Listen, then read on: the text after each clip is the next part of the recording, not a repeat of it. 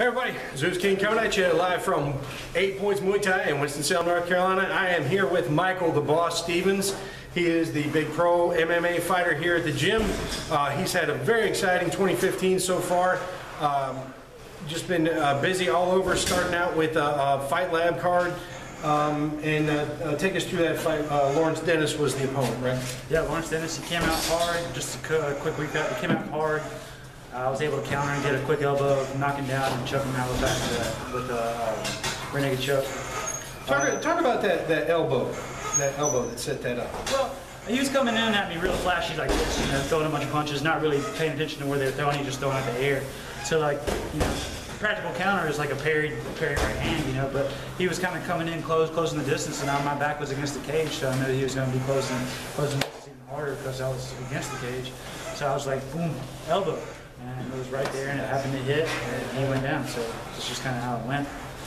And then jumped on him. Jumped on his back, and like the surprising thing is, I do remember him like coming back surprisingly really strong, and I'm glad I caught him at the elbow early because he was very, very strong. He actually caught me with some punches from the back, hitting me on his head while I was on his back, and like it kind of busted me up. And that was only punches from his back. You know, so I'm glad I choked him out. I'm glad I knocked him down and choked him out really fast because it could have been a really hard fight if that would happen. And Fight Lab guys treat you pretty good. They put on a great show, don't they? Oh, Fight Lab's great, man. Fight Lab's great. I mean, they definitely had me there to lose, but my hat's off there to Kenny Letts and Michael Allen, man. Kenny Letts and Michael Allen are great guys. Put on a great show. Best show in North Carolina for sure. Well, you know, they like to think they bring in everybody for their guys to lose. Well, for sure, you know, for sure. But they, you know, sometimes you got to learn the hard way, and that's why they brought you back. You know, but in the meantime, your next opponent was Willie Hosch, which was actually the teammate of Lawrence Dennis. They brought him in because he was their top guy from what we assumed and you've seen. To beat me, take me out because I beat their teammate, his teammate Lawrence Dennis, so it's kind of like a grudge thing. And you know, Willie came out very strong.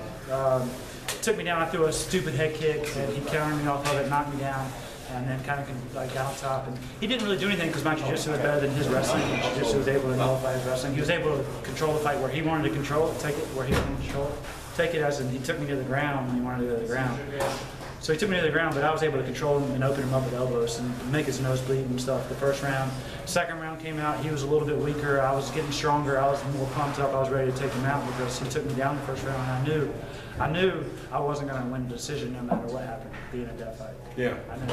So the second round, he took me down again. I still got a couple of shots, you know, was able to get up a couple times and land a good couple combinations and land some hard kicks on him, take the fight more out of him. You know, after the second round, I didn't even want to sit down in my corner. I got up and was pacing the ring back and forth. I was looking at him. I knew the fight was out of him. I was ready to go. I was ready to take him out. So third round started, you know, we came out at it, and I went after him. I actually knocked him down, and I saw him go out. The ref told me after the fight that the canvas woke him up when he hit the ground. So yeah. He made me keep fighting, and I'd already took my mouthpiece out, so I had to put it back in and then go back at him.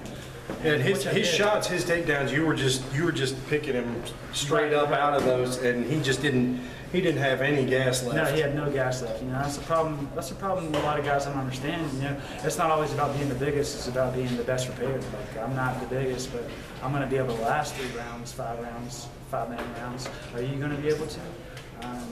He wasn't. You know, he wasn't ready for it. And then you poured it on and knocked him out in the first minute, the end of the first minute of the last round. So that was it. Great big win there for you. Absolutely. Propelled me forward. I mean, he was 4-1, national collegiate wrestler champion on his bio. That's what he says. And then he was a state champion wrestler from around here.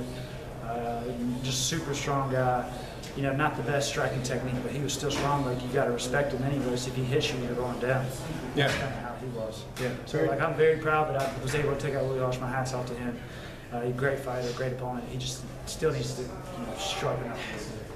Yeah. So and then another great Fight Lab win, and then you took off. You and Kru Chris Coldfelter hopped on the plane, flew out to Vegas, and went to the TUF Tryouts. So I found out from actually a friend of mine, Jonathan Smith. He was that the TUF Tryouts were going on, and that was immediately, or that was like a week before my fight, so I was like, oh crap, this is going to be the week after my fight, and then they changed the date, so I was able to have a little bit more time to plan for the Ultimate Fighter stuff. So we planned it out. I had a GoFundMe trip, which there's a lot of contributions, which I'm so grateful for. I can't even put into words how grateful I am for that. Anyway, so me and Chris were able to go out to Las Vegas. I got to see Las Vegas for a couple of days, then go to the tryouts. Man, the thing about the tryouts is there are a lot of people there that shouldn't have been there. There are a lot of people there that were unprepared. Like I put a lot of effort into this application, even though like the application may or may not get you in the UFC. I put a lot of time and effort just because I wanted to be prepared, you know. And like it's like filling out a job application. So it's your resume to your dream job. Like, why would you not take the time to fill it out? There are people there that just had got there, and they had to take applications from the UFC representatives or whatever that were filing all this through, and they had to take new applications and start filling them out while we were waiting in line, like the day of. Like just the unpreparedness and the amount of, for lack of a better word, the amount of scrubs that were there, it really put a bad taste in my mouth for it. So, you know, I got through like the first 2 elimination rounds. The grappling elimination round I didn't get past, even though me and the guy I grappled with, we were really scrappy and we were really even kill. Neither one of us made it through. So I don't know exactly what happened after that.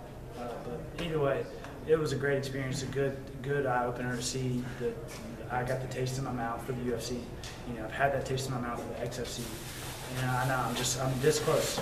I'm this close to making it. And it's going to happen. It's going to happen sooner or later. And now you got a big fight coming up too. Now I got a good fight coming up July 3rd, Tennessee. Yeah, it's a guy, Waylon Lowe. He's an ex-UFC vet. I believe he fought in like UFC 114, 116, something like that. Had like 3 or 4 UFC fights, had a couple of XFC fights. Supposed to be a pretty good, decent guy. Should be a good step up in competition. But make no doubts, I'm here to take him out. I'm going to take him out, and I'm here to prove a point with this fight. I'm here to say to the UFC, you messed up not taking me in the Ultimate Fighter trials. Now I'm going to take out all your guys that you recycled through. They're not coming back to the UFC because I'm taking them out. I'm going to show the UFC that I'm the one that needs to be there, and then eventually, once I keep getting better and improving, I'm going to be there. And I'm going to be the best. You know, I'm going to be the guy that is selling pay-per-view fights for them. I'm going to be the guy that's making them all the money. I'm going to be the guy there that's putting on those superstar fights. I'm going to be that guy. That's what we look forward to. Michael the Boss Stevens, he's got a Facebook fan page. Make sure to like that.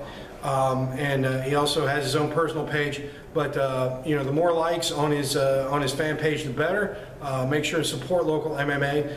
Check out MMA Madhouse, and any other shout outs you got right now? Yeah, check out Zeus Juice. Zeus Juice is the crap. This guy Zeus right here, he makes some of the best juice there is. Way better for you than Gatorade or anything else you can put in your body. Thanks, Zeus. Thanks so much. Yeah, I make fruit juice. Purified water, coconut water combinations, and I bring them here to the gym to share with my teammates and everything. So look for a possible page coming up for that. So that should actually happen. Yeah. Another shout out to Chris Coldfelter. He came with me to Las Vegas.